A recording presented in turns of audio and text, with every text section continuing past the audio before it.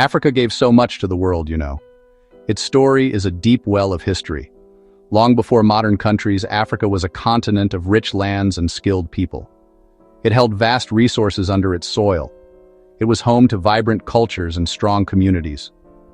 Over many centuries, these resources and the labor of its people helped build amazing wealth in other places. This wealth flowed out of Africa. It traveled across oceans to Europe, to the Americas, and beyond.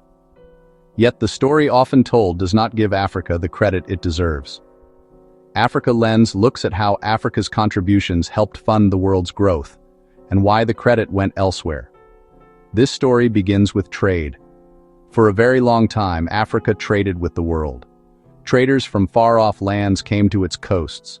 They wanted gold, ivory, spices, and other valuable goods.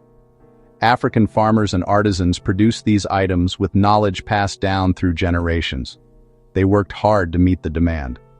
The goods they created helped shape other economies, bringing money and power to buyers and their kingdoms. This was a global exchange. But it was the start of a pattern. Value left Africa, recognition did not. Think of it like building a house. Africa provided the strong foundation. It gave the bricks and the mortar. It gave the hands that laid the stones. The house grew tall and became a mansion filled with treasures. The world praised the architect and the owner, but forgot the quarry and the workers who built the walls. This is Africa's role in global history, immense contribution, too often with forgotten credit. One of the largest and most painful transfers of value from Africa came from its people. The transatlantic slave trade was a brutal chapter in human history. Millions were forced onto ships and sent across the Atlantic, to the Americas, the Caribbean, and Europe. People with dreams and families were treated as property, their skills, their strength, their very lives stolen. Enslaved Africans were forced to work vast plantations, growing sugar, cotton, tobacco, and coffee. They dug for silver and gold too. They built roads, bridges, and cities of the New World. Their labor powered economic growth, built wealth, and made other countries prosperous. They never shared that wealth. The credit went to slave owners, merchants, and banks. History called them pioneers, while hiding the stolen labor that made fortunes possible. Imagine a young woman named Amina from a village in West Africa. She was a skilled weaver with a family she loved. One day she was captured and taken to a plantation in America. For the rest of her life, she picked cotton from dawn until dusk. The cotton she picked fed mills in England. It made factory owners, ship owners, and plantation owners rich. Amina died in bondage, her name forgotten. Her story, and millions like it, lies behind the rise of global capitalism. Her work built wealth, but her name was erased. Another great flow of value came from Africa's rich earth. European powers seized vast territories and extracted resources essential for industry. Gold, diamonds, copper, rubber, timber, cocoa, and later oil flowed outward.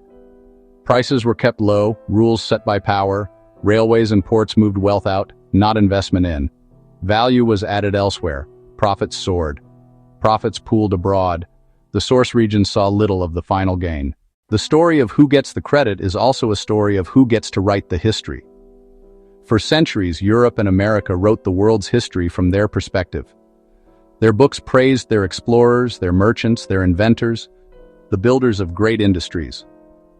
Africa was too often portrayed as a place without history or civilization. Its people were made invisible, passive in a story driven by others.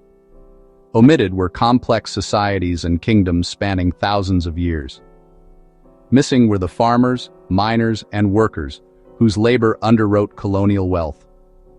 A London museum might note an artifact acquired in 1897, without the violent raid that brought it there.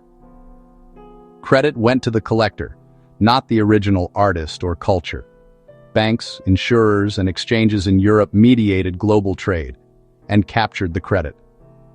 A shipment relied on foreign finance, insurance, and fees that flowed abroad. The grower became a forgotten link in a long chain. We remember great firms and tycoons and admire grand cities. We miss the connection to invisible extraction from Africa and other colonized regions. The credit was written next to the wrong names. To end, we must be honest about the past.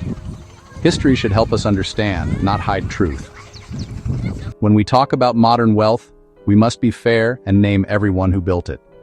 Africa's resources, and the forced and underpaid labor of its people, were not a footnote. They were a central chapter. Rethinking is not blame, it is truth, teaching a more complete story of where wealth came from. Give credit where it's due, today and tomorrow. The patterns continue in places, but understanding history helps us build fairer trade and support ethical business. Recognize the value Africa has always contributed and ensure its people benefit from their own wealth. Let us add the missing pages, honor the unnamed millions, and remember the kingdoms and cultures disrupted.